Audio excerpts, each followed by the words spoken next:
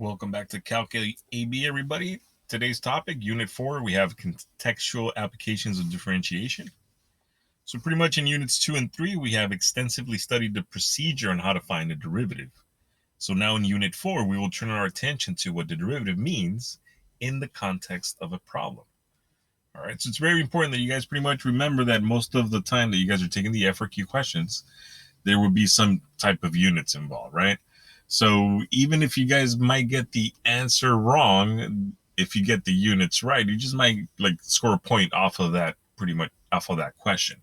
So it makes it convenient to pretty much understand what the question is asking you. And if you guys remember, the derivative is a rate of change, right? So you're looking at something over something. So if you can find those units of measurement, then you're pretty much set. You might as well get that point. So here we're going to start exploring example 1. So from the 2001 AP Calculus exam, ABBC, so this was question 2, the temperature in degrees Celsius of the water upon its differentiable function W of time t. The table to the right shows the water temperature is recorded every 3 days over a 15-day period. So use the data from the table to find the approximation for W prime at 12 and then show the computations that lead to your answer. Indicate units of measure. So if you guys see that, again, you might notice that you might get a point for that. All right. So that's pretty much a flag. So make sure you guys take that always into account.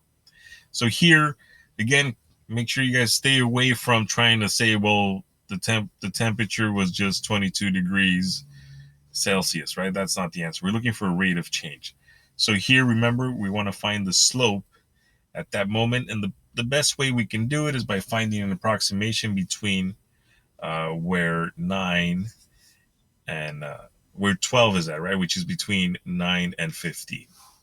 So we're going to do W prime at 12 equals, so we have 21 and 24. So 21 minus 24 over 15 minus 9, right? The vertical change over the horizontal change, and that gives us -3 over 6, or -1/2.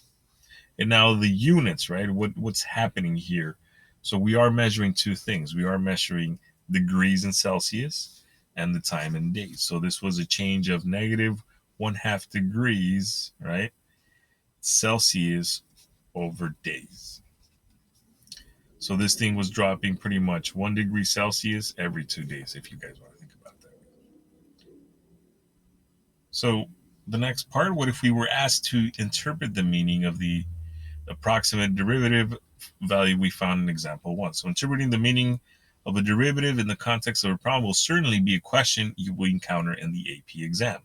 The acronym NUT can help you properly answer these types of questions. So the guidelines for interpreting the meaning of the derivative in context: when interpreting the meaning of a derivative, use the following acronym, right? So again, NUT.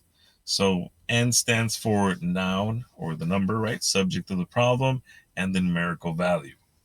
So what are we talking about? And then what is the number they're giving me, pretty much. And then the units, right? Label with the appropriate units. So here we're talking about the temperature in degrees, right? So we did label the appropriate units.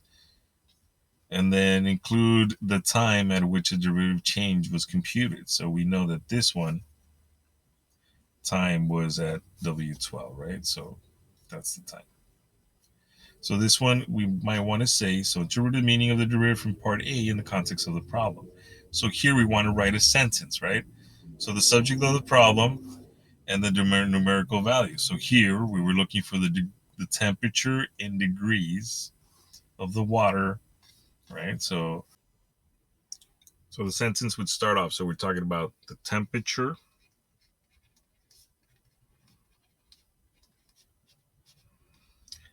of the water in the pond, right? And according to the numerical value that we got, which was -1/2 degree Celsius per day, we can say that it was decreasing, right? Because it's negative, decreasing at a rate of 1/2 degrees Celsius per day, right? So be careful. If you guys notice, since I am using the word decreasing, I'm not negating again the 1/2, right? And when this was happening, it was pretty much at day 12. So we want to make sure that we include that as well, right? So at day 12.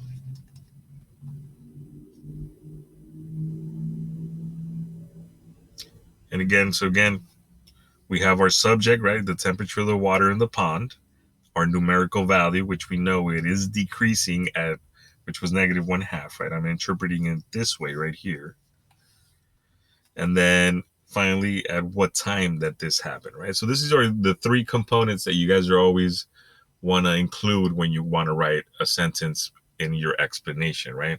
Always make sure you go straight to the point. Don't beat around the bush. This is math. This is not, you're not writing an essay, right? You just want to make sure that you're naming the thing that you're measuring, and then how is it changing, and then at what time did that occur, right? What time of the day, or if at which day did it occur, or which millisecond, doesn't really matter.